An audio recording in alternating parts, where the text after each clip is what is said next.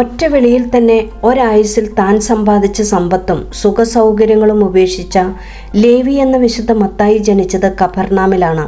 ഇറക്കുമതി ചെയ്യപ്പെടുന്ന സാധനങ്ങൾക്ക് തീരുവ നിശ്ചയിക്കുകയും യാത്രക്കാരിൽ നിന്ന് നികുതി പിരിക്കുകയുമായിരുന്നു ലേവിയുടെ പ്രധാന ദിനചര്യ.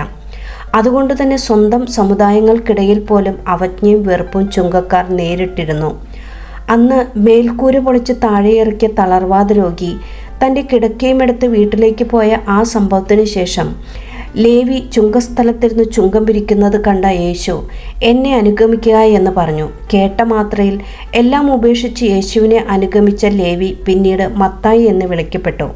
അങ്ങനെ അദ്ദേഹം തൻ്റെ ഭവനത്തിൽ വലിയൊരു വിരുന്ന് നടത്തി.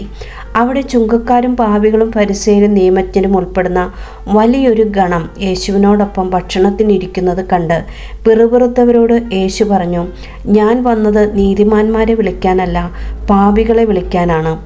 സമൂഹത്തിൽ വെറുക്കപ്പെട്ടവനായിരുന്നതുകൊണ്ട് തന്നെ യേശു മത്തായിയെ കൂടുതൽ സ്നേഹിച്ചു. മത്തായി സുവിശേഷത്തിൽ യഹൂദ ജനത പ്രതീക്ഷിച്ചിരുന്ന സ്വർഗരാജ്യമാണ് യേശുവിൻ്റെ പ്രബോധനങ്ങളിലെ മുഖ്യ പ്രമേയം. ഇതിൽ 31 പ്രാവശ്യം സ്വർഗരാജ്യം എന്ന വാക്ക് ആവർത്തിക്കുന്നുണ്ട്.